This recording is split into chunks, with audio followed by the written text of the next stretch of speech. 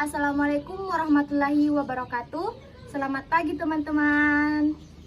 Kami akan membawakan materi mengenai menelaah ancaman terhadap integrasi nasional. Yang pertama, ancaman terhadap ideologi. Yang kedua, ancaman di bidang politik. Yang ketiga, ancaman di bidang ekonomi.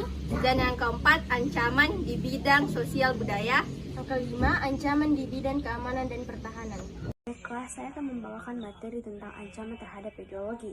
Ancaman terhadap ideologi merupakan ancaman yang dapat memengaruhi falsafah yang ada di Indonesia, yaitu Pancasila. Ancaman ideologi pernah terjadi di Indonesia dan tumbuh dan berkembang, namun tidak terlalu populer. Tetapi, ancaman yang berbasis ideologi ini dapat memberikan dampak yang negatif untuk Indonesia. Berikutnya, kita akan membahas tentang ancaman di bidang politik. Ancaman di bidang politik dapat bersumber dari dalam negeri maupun luar negeri. Ancaman yang berdimensi politik teknik yang bersumber dari dalam negeri dapat berupa penggunaan kekuatan berupa pengerahan massa untuk menumbangkan suatu pemerintahan yang berkuasa atau menggalang kekuatan politik untuk melemahkan kekuatan pemerintah. Selain itu, ancaman separatisme merupakan bentuk lain dari ancaman politik yang timbul di dalam negeri. Sebagai bentuk ancaman politik, separatisme dapat menempuh pola perjuangan politik tanpa senjata dan perjuangan bersenjata. Pola perjuangan tidak bersenjata sering ditempuh untuk menarik simpati masyarakat internasional. Oleh karena itu, separatisme sulit dihadapi dengan menggunakan kekuatan militer. Hal ini membuktikan bahwa ancaman di bidang politik memiliki tingkat risiko yang besar yang dapat mengancam kedaulatan, keutuhan, dan keselamatan bangsa. Adapun ancaman di bidang politik yang bersumber dari luar negeri dilakukan oleh suatu negara dengan melakukan tekanan politik terhadap Indonesia, intimidasi, provokasi, atau blokade politik merupakan bentuk ancaman militer berdimensi politik yang seringkali digunakan oleh pihak lain untuk menekan negara lainnya.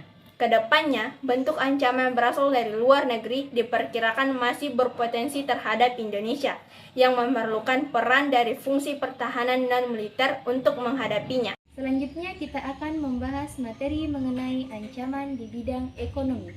Yang pertama, Indonesia akan kedatangan barang-barang dari luar negeri dengan adanya perdagangan yang tidak mengenal batas-batas negara. Yang kedua, perekonomian negara kita akan dikuasai oleh pihak asing, seiring dengan mudahnya orang asing menanamkan modalnya di Indonesia. Yang ketiga, persaingan bebas akan menimbulkan adanya pelaku ekonomi yang kalah dan menang.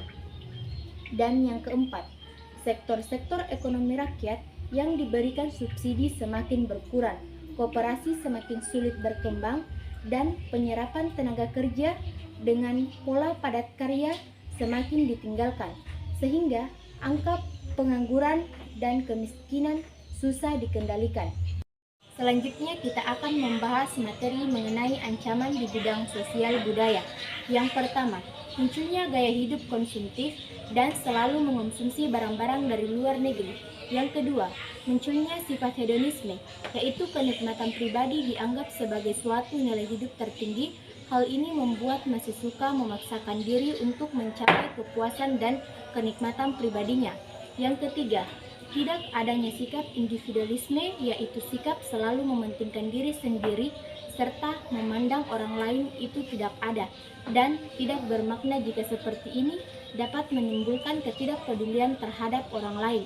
Yang keempat, munculnya gejala westernisasi, yaitu gaya hidup yang selalu berorientasi kepada budaya barat tanpa diseleksi terlebih dahulu, seperti meniru model pakaian yang biasa dipakai orang-orang barat. Yang kelima, semakin membunarnya semangat gotong royong solidaritas, kepedulian, dan ketidakadilan sosial. Selanjutnya, kita membahas tentang ancaman di bidang pertahanan dan keamanan. Di antaranya sebagai berikut.